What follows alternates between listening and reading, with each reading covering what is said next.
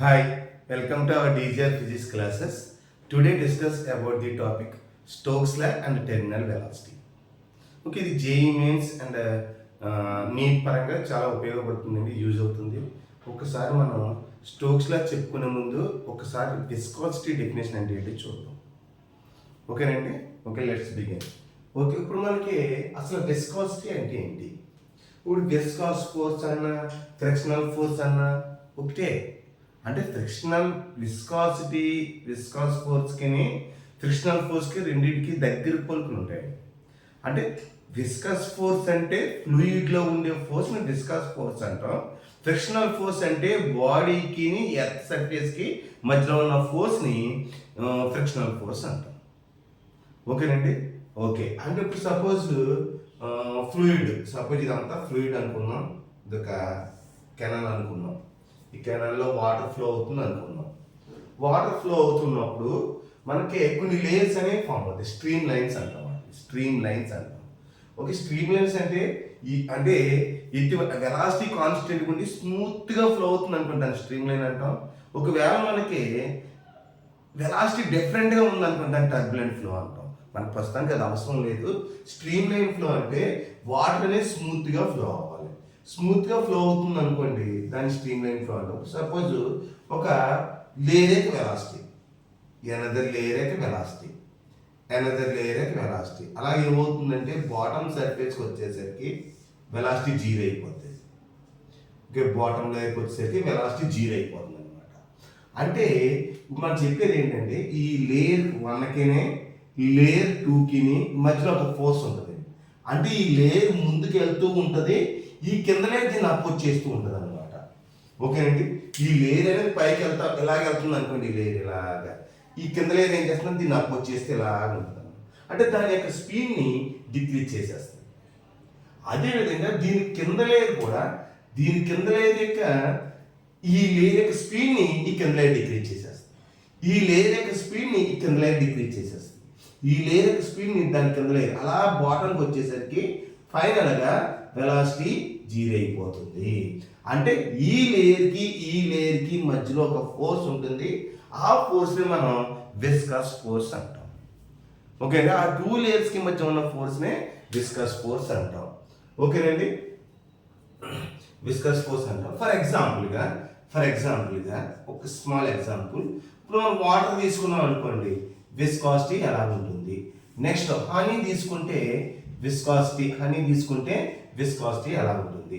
For ఎగ్జాంపుల్గా water తీసుకుంటే viscosity ఎలా ఉంటుంది, హనీ తీసుకుంటే విస్కాసిటీ ఎలా ఉంటుంది. ఇప్పుడు వాటర్కి డెన్సిటీ ఎక్కువ ఉంటుందా, హనీకి డెన్సిటీ ఎక్కువ ఉంటుందా ఒకసారి చూడండి. వాటర్కి డెన్సిటీ చాలా తక్కువ ఉంటుంది హనీతో కంపేర్ చేస్తే. హనీకి డెన్సిటీ చాలా ఎక్కువ ఉంటుందండి. అంటే డెన్సిటీ ఎక్కువ ఉంటుంది, వాటర్ డెన్సిటీ తక్కువ ఉంటుంది కాబట్టి వాటర్కి రెసిస్టెన్స్ చాలా తక్కువగా ఉంటుంది. అంటే రెసిస్టెన్స్ అంటే ఏంటి, మనం సపోజ్ 2 డిఫరెంట్ వేస్ తీసుకున్నాం అనుకోండి. ఒక వే ఇలా ఉంది, ఈ వేలో జనం లేకుండా ఫ్రీగా ఉందన్నమాట రోడ్డు. ఒక వేలో ఈ పక్కన ఉన్న వేలో ఒక 10 మంది జనం ఉన్నారు. ఇప్పుడు మనం సైకిల్ మీద వెళ్తున్నప్పుడు ఇక్కడ ఫ్రీగా ఉంది కాబట్టి మనం ఫ్రీగా వెళ్ళిపోతాం, ఏ అడ్డు లేదు కాబట్టి. ఇక్కడ మన జనం ఉన్నారు కాబట్టి ఒక 10 మెంబర్స్ మనం ఫ్రీగా మూవ్ అవ్వలేము, ఎందుకంటే ఇక్కడ రెసిస్టెన్స్ ఎక్కువ ఉందని అర్థం. అంటే ఈ రోడ్ మీద అంటే ఈ వేలో రెసిస్టెన్స్ చాలా తక్కువ ఉంది కాబట్టి మనం ఫ్రీగా మూవ్ అవ్వగలం. ఇక్కడ రెసిస్టెన్స్ చాలా ఎక్కువ ఉంది కాబట్టి ఫ్రీగా మూవ్ అవ్వాలి, టైం ఎక్కువ పడుతుంది. ఓకే, అలాగే వాటర్ విషయంలోని హనీ విషయంలోని చూసుకున్నట్లయితే వాటర్కి రెసిస్టెన్స్ చాలా తక్కువగా ఉంటుంది, ఎందుకంటే డెన్సిటీ తక్కువ ఉంటుంది కాబట్టి. అంటే మాలిక్యూల్స్ మధ్య గ్యాప్ చాలా ఎక్కువ ఉంటుంది అనమాట.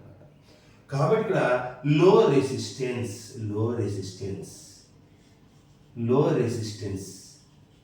చాలా తక్కువగా ఉంటుంది.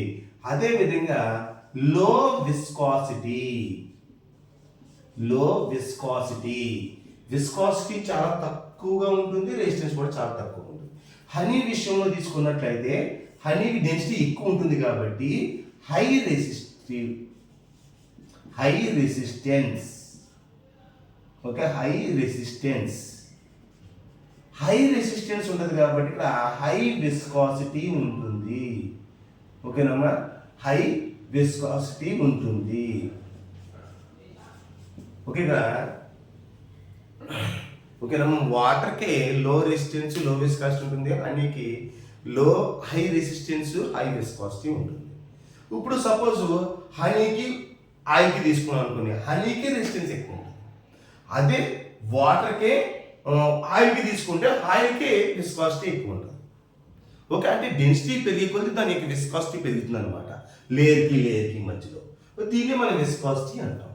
అంటే 2 లేయర్స్కి మధ్య ఉన్న ఫోర్స్నే విస్కాసిటీ అంటాం. ఇప్పుడు మన ఫ్రిక్షనల్ ఫోర్సు విస్కాస్ ఫోర్సు ఒకటే. అంటే ఫ్రిక్షనల్ ఫోర్స్ అంటే బాడీకి సర్ఫేస్కి మధ్య ఉన్నది. అదేవిధంగా విస్కాస్ ఫోర్స్ అంటే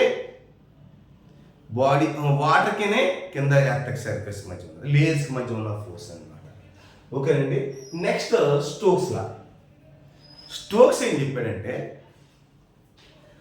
Stokes defines the viscous drag force on a small spherical object moving slowly through a viscous fluid.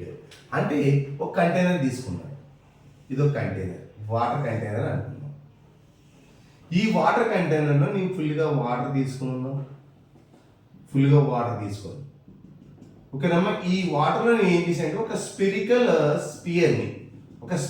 స్పియర్ని dip చేశాను, ఇలా వదిలేసాను. ఇది స్పెరికల్ స్పియర్ అండి. ఈ spherical sphere weight acts vertically downwards, the force acts vertically upwards. దీన్ని మనం ఏమంటామంటే drag force అంటాం. డ్రాగ్ ఫోర్స్ అన్నా విస్కస్ ఫోర్స్ అన్నా ఒకటే. అది వాటర్ ఎలా ట్రావెల్ చేస్తాయి, కిందకి స్పీడ్ ఉంటుంది అన్నమాట. ఎలా ట్రావెల్ చేస్తూ సపోజ్ ఇక్కడికి రీచ్ అయింది అనుకోండి, అంటే ఇదంతా వాటర్ అనుకోండి. సో వాటర్లో ట్రావెల్ చేస్తుంది కాబట్టి ఆ స్పియర్ ఇక్కడ కాకుండా ఇక్కడ, ఓకేనమ్మా, స్పియర్ ఇక్కడ ఉందనుకున్నాం. ఓకేనమ్మా, డ్రాగ్ ఫోర్స్ ఎలా ఉంటుంది, okay, weight acts vertically downwards. ఓకేనమ్మా, ఎంజీ డౌన్వర్డ్స్ ఉంటుంది అన్నమాట. అంటే దీని మీద కిందకి వెళ్తున్నప్పుడు స్పీడ్గా కొన్ని లేయర్స్ ఫామ్ అవుతాయి, అన్నమాట. ఈ లేయర్స్ ఏంటంటే స్ట్రీమ్ లేన్స్ అంటాం. వీటిని ఏమంటామా, స్ట్రీమ్ లైన్స్ అంటాం. అంటే ఈ స్పెరికల్ స్పియర్ చుట్టూ కూడా స్ట్రీమ్ లైన్స్ అనేవి ఫామ్ అవుతాయి. అంటే ఈ స్పెరికల్ బాల్ చుట్టూ కూడా స్ట్రీమ్ లైన్స్ అనేవి ఫామ్ అవుతాయి. ఆ స్ట్రీమ్ లైన్స్ ఎలా ఉంటాయంటే పైకి ఉంటాయి అన్నమాట, అప్వర్డ్స్ ఉంటాయి. సో మనకి స్ట్రీమ్ లైన్స్ పైకి ఉంటాయి కాబట్టి విస్కస్ ఫోర్స్, దీన్ని డ్రాగ్ ఫోర్స్ అంటాం. Drag force acts vertically upwards and weight acts vertically downwards అని మన స్టోక్స్ అనే సైంటిస్ట్. ఓకే, ఇక్కడ మనకి స్టోక్స్ చెప్పింది ఏంటంటే the viscous force acting on the spear,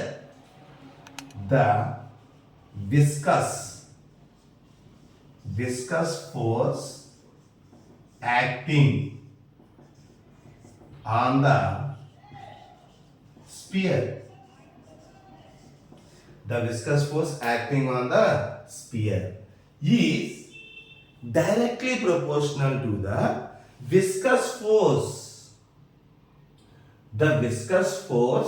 acting on the sphere.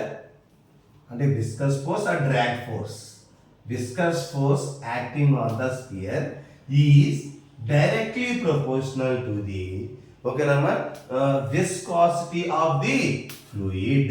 అంటే eta viscosity of the fluid కి డైరెక్ట్లీ ప్రొపోర్షనల్ గా ఉంటుంది. అంటే విస్కాసిటీ అంటే ఏంటి, సపోజ్ ఈ విస్కాసిటీ అనేది వాటర్ తీసుకున్నాం అనుకోండి, వాటర్ తక్కువ విస్కాసిటీ ఉంటుంది, హనీకి ఎక్కువ విస్కాసిటీ ఉంటుంది. కాబట్టి ఇక్కడ విస్కస్ ఫోర్స్ ఎక్కువ ఉంటుంది, ఇక్కడ విస్కస్ ఫోర్స్ తక్కువ ఉంటుంది, ఇక్కడ విస్కస్ ఫోర్స్ ఎక్కువ ఉంటుంది. అంటే ఇక్కడ విస్కస్ ఫోర్స్ అనేది ఎలా ఉంటుంది, ఇక్కడ మనకి వాటర్కే తక్కువ ఉంటుంది. ఓకేనమ్మా, విస్కస్ ఫోర్స్ అనేది వాటర్ తక్కువ ఉంటుంది అండ్ విస్కాసిటీ కూడా తక్కువ ఉంటుంది. కాబట్టి హనీ తీసుకుంటే విస్కాసిటీ ఎక్కువ ఉంటుంది కాబట్టి దానికి విస్కస్ ఫోర్స్ ఎక్కువ ఉంటుంది అనమాట. అందుకని ఇది చెప్పాను మీకు. సో అదే విధంగా viscous force is directly proportional to the radius of the spear. అంటే ఈ స్పియర్ యొక్క రేడియస్ సైజ్ పెరుగుతూ ఉందనుకోండి, ఓకేనా, విస్కాస్ ఫోర్స్ కూడా పెరుగుతూ ఉంటుంది అని స్టోక్స్ చెప్పారు. అదేవిధంగా స్పియర్ సైజ్ తగ్గుతుంది అనుకోండి, విస్కస్ ఫోర్స్ కూడా డిక్రీజ్ అవుతుంది అని క్లియర్గా ఎక్స్ప్లెయిన్ చేశాడు Stokes. Okay, next viscous force is directly proportional to the velocity of the spear. ఓకేనమ్మా, అంటే డౌన్ రీచ్ అవుతుంది కదా, అది మూవ్ అయ్యే స్పీడ్కి డైరెక్ట్లీ ప్రపోర్షనల్గా ఉంటుంది. స్పీడ్ స్లోగా ఉందనుకోండి, పైనుంచి ఆ వాటర్ కింద స్లోగా వస్తుంది అనుకోండి, విస్కస్ ఫోర్స్ తక్కువ ఉంటుంది. అదే స్పీడ్గా వెళ్ళిపోతుంది అనుకోండి, స్పీడ్లో వెళ్ళిపోతుంది అనుకోండి, విస్కస్ ఫోర్స్ చాలా ఎక్కువ ఉంటుంది అనమాట. ఓకేనండి, అంటే కిందకి స్పీడ్గా వెళ్ళిపోతుంటే విస్కస్ ఫోర్స్ ఎక్కువ ఉంటుంది, స్లోగా వస్తే కిందకి విస్కస్ ఫోర్స్ అనేది చాలా తక్కువగా ఉంటుందని స్టోక్స్ ఎక్స్ప్లెయిన్ చేసేది క్లియర్గా. ఓకేనండి, అంటే ఈ మూడిట్లో కామన్గా ఉన్నది ఏంటంటే ఇప్పుడు మనకి okay F V is proportional to eta R V. Some constant apply చేసేది, అది ఏంటంటే F V is equal to 6π into eta R V. So మనకి ఇక్కడ 6π ఈజ్ ద ప్రపోర్షనాలిటీ కాన్స్టెంట్. ఇక్కడ 6π అంటే ఏంటి, మనకి 6π అంటే ప్రపోర్షనాలిటీ కాన్స్టెంట్. అదేవిధంగా ఏటా అంటే viscosity of the fluid. Next R అంటే రేడియస్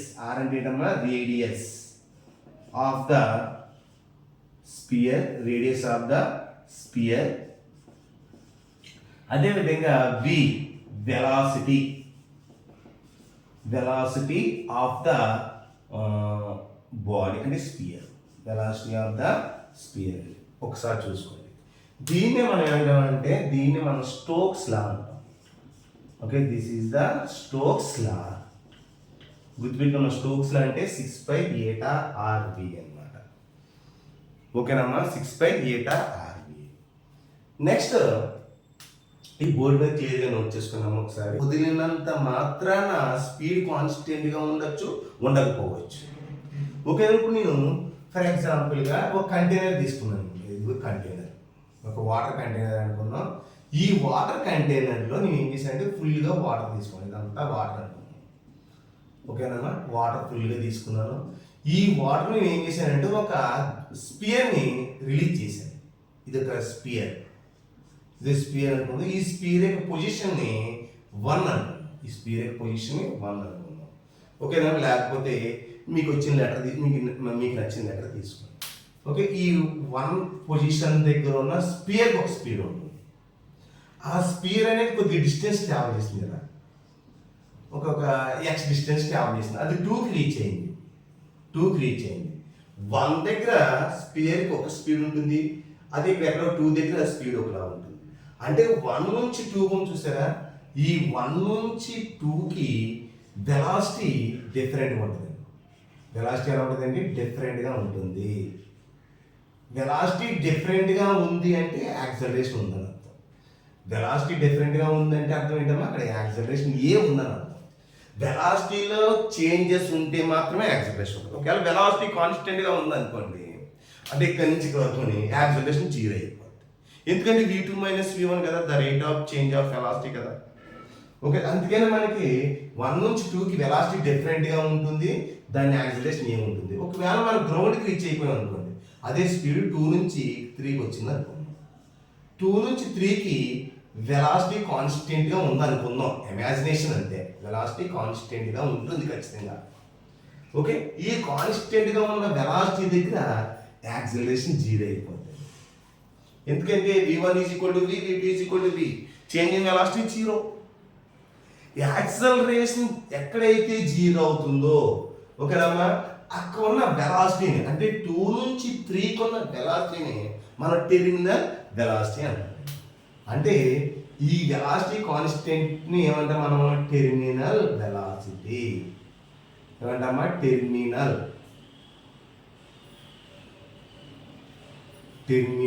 వెలాసిటీ. దీన్ని ఏమంటామా, టెర్మినల్ వెలాసిటీ అంటాం.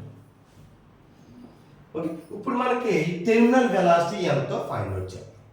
ఇప్పుడు మనకి యాక్సలరేషన్ 0 అయ్యింది కాబట్టి మొత్తం 1 నుంచి 2కి నెట్ ఫోర్స్ ఎంత అవుతుంది ఇక్కడ? టెర్మినల్ వెలాసిటీ అంటే ఏంటి? 2 నుంచి 3కి ఉన్న వెలాసిటీని మనం టెర్మినల్ వెలాసిటీ అంటాం. ఆ 2 నుంచి 3కి ఉన్న యాక్సలరేషన్ ఎంత? 0. సో నెట్ ఫోర్స్ 0 అవుతుంది. ఫర్ ఎగ్జాంపుల్గా స్పీడ్ ఎలా ఉంది? వాటర్లో ట్రావెల్ చేస్తుంది. Weight acts vertically downwards mg. So మనకి దీనికి ఆపోజిట్ డైరెక్షన్ లో వాటర్ అనేది దీని మీద ఫోర్స్ అప్లై చేస్తుంది. వాటర్ వల్ల ఒక ఫోర్స్ ఉంటుంది, దాన్ని మనం బయాన్ ఫోర్స్ అంటాం. దాన్ని ఏమంటామా? బయాన్ ఫోర్స్ అంటాం. ఆ బయాన్ ఫోర్స్ అనేది వాటర్ వల్ల వస్తుంది. నువ్వు కిందకి వెళ్తాం అనుకోండి, వాటర్ మన మీద ఒక ఫోర్స్ అప్లై చేస్తుంటుంది, దాన్ని మనం బయాన్ ఫోర్స్ అంటాం. ఓకే, స్పీడ్గా కిందకి వెళ్తున్నప్పుడు ఒక ఎయిర్ అనేది ఫామ్, దాన్ని డ్రాగ్ ఫోర్స్ అంటాం, విస్కస్ ఫోర్స్ అంటాం. సో ఇక్కడ మనకి దీనికి ఆపోజిట్ డైరెక్షన్ ఉన్న ఫోర్స్ ఏంటి? ఇక్కడ viscous force and drag force. Okay, viscous force ఎంత మనం ఫైండ్ అవుట్ చేసాం Stokes law. Okay, drag force అంటే బయాన్ ఫోర్స్ ఎంత అంటే ఇక్కడ మనం తీసుకున్న ఫార్ములా ఏంటి? ఇక్కడ విస్కస్ ఫోర్స్ స్టోక్స్ లా 6π ఎంత అమ్మా? 6π ఏటా ఆర్ వి. విటి అని యూజ్ చేస్తాను. టీ అంటే టెర్మినల్ వెలాసిటీ అని అర్థం. ఓకే, 2 నుంచి 3కి ఉన్న వెలాసిటీ మనం టెర్మినల్ వెలాసిటీ అంటాం. బయాన్ ఫోర్స్ అనేది దేని వల్ల వచ్చిందంటే వాటర్ వల్ల వస్తుంది. సో ఇక్కడ మనకి వాటర్ వల్ల వస్తుంది కాబట్టి ఇక్కడ మనం ఏం చెప్పొచ్చు? ρl అని చెప్పొచ్చు. ρl vg. ఇది ఫార్ములా అండి, బయాన్ ఫోర్స్ లో చెప్తాను మీకు. ఓకే, ρl అంటే ఏంటి? డెన్సిటీ ఆఫ్ లిక్విడ్ వల్ల వచ్చే ఫోర్స్ నే బయాన్ ఫోర్స్ అంటాం. V అంటే volume of the spear, G అంటే దానికి ఉన్న గ్రావిటీ, దీన్ని బయాన్ ఫోర్స్ అంటాం. ఇప్పుడు ఓవరాల్గా మొత్తం కిందకు వచ్చినప్పుడు నెట్ ఫోర్స్ ఎంత? Therefore net force is equal to total upward force is equal to total downward force. అంటే వెలాసిటీ ఎలా ఉంది? డౌన్వర్డ్స్ ఉంది. V కిందకు ఉంది టెర్మినల్ వెలాసిటీ. 2 నుంచి 3కి టెర్మినల్ వెలాసిటీ వీటి అన్నాం కదా, ఎందుకంటే వెలాసిటీ కాన్స్టెంట్గా ఉంది కాబట్టి. సో ఇక్కడ మనకి వీటి డౌన్ ఉంది కాబట్టి యాక్సిలరేషన్ కూడా డౌన్గా ఉంటుంది. యాక్సిలరేషన్ డౌన్ ఉంది కాబట్టి నెట్ ఫోర్స్ ఎంత అవుతుంది? 2 నుంచి 3కి ma, F is equal to ma, body motion ఉంది కాబట్టి. F net is equal to ఎంత అమ్మా? ఇక్కడ మనకి టోటల్గా అప్వర్డ్ ఫోర్స్ పాజిటివ్ ఉన్నాయి కాబట్టి FV ప్లస్ FB, వీటిని డౌన్వర్డ్స్ నెగిటివ్ ఉంది కాబట్టి మైనస్ mg చేశారు. అంటే F net is equal to FB plus FB minus mg. F net అంటే న్యూటన్ సెకండ్లో యాక్సిలరేషన్ ఉంది కాబట్టి ma రాసాం. ఓకే, FB ప్లేస్లో 6π eta RVT Stokes law. Okay, plus ρl vg minus mg రాశాను. ఇక్కడ ma అనేది 0 అయిపోతుంది అనమాట. 0 is equal to 6π eta RVT plus ρl vg minus mg. ఈ mg నేను తీసుకొచ్చింది ప్లస్ అయిపోతుంది. అంటే plus mg is equal to 6π eta into r into vt plus ρl vg. Okay, v అంటే ఇక్కడ వాల్యూమ్. వెయిట్ దేని వల్ల వస్తుంది? అక్కడ తీసుకున్న స్టోన్ వల్ల వస్తుంది కాబట్టి ఇక్కడ m is equal to mass. అంటే ఇక్కడ since density is equal to mass by volume అనమాట. అంటే ఇక్కడ ρs అంటే ఇక్కడ వెయిట్ అనేది దేని వల్ల వస్తుందంటే ఈ స్టోన్ వల్ల వస్తుంది కాబట్టి, అంటే అక్కడ తీసుకున్న స్పియర్ వల్ల వస్తుంది కాబట్టి m ప్లేస్లో ρ ఇంటూ v అని తీసుకోవచ్చు. అంటే ρs అని తీసుకుందాం. s అంటే స్పియర్ యొక్క రేడియస్. ఓకేనమ్మా, ఇంటూ ఎంత? Volume into g is equal to 6π eta into RVT plus ఎంతమ్మా? ρl into vg. ఇక్కడ s అంటే సాలిడ్, l అంటే లిక్విడ్ అని అర్థం.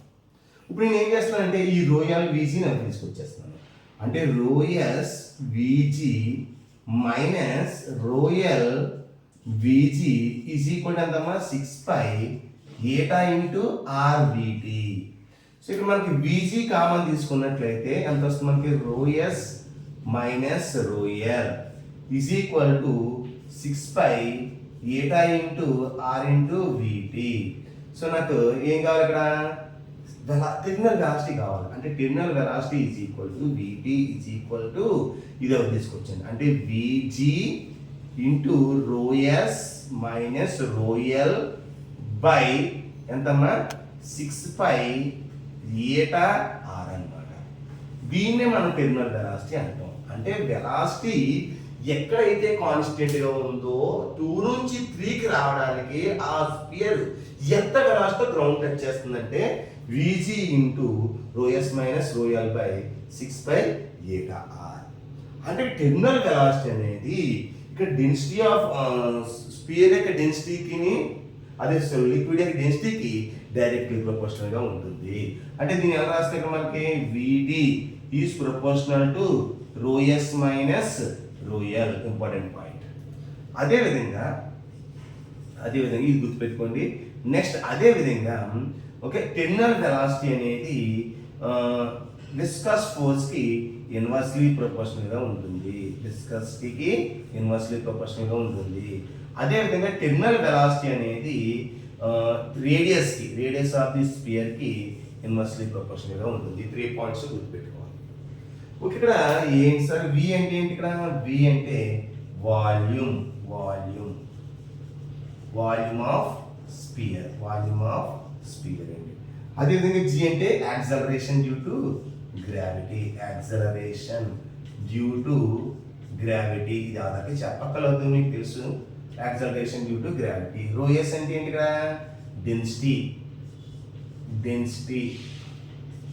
డెన్సిటీ ఆఫ్ సాలిడ్ లేకపోతే స్పియర్ అని రాసేద్దాం. Density of sphere. అదేవిధంగా రో ఎల్ అంటే డెన్సిటీ ఆఫ్ లిక్విడ్. ఇంకేముంది? ఆర్ అంటే రేడియస్, ఆల్రెడీ ముందు రాశాను. ఏట్ అంటే విస్కాసిటీ. ఓకేనండి. ఇప్పుడు మనం విస్కాసిటీ గురించి డిస్కస్ చేసాం, స్టోక్స్ లా గురించి డిస్కస్ చేసాం. నెక్స్ట్ టెర్మినల్ వెలాసిటీ గురించి డిస్కస్ చేసాం. ఓకే మనం పార్ట్ 2లో దీని మీద ప్రాబ్లమ్స్ ఎలా వస్తాయి ఏంటనే డిస్కస్ చేద్దాం. ఓకే అండి. ఈ వీడియో కనుక నచ్చినట్లయితే లైక్ చేయండి, షేర్ చేయండి.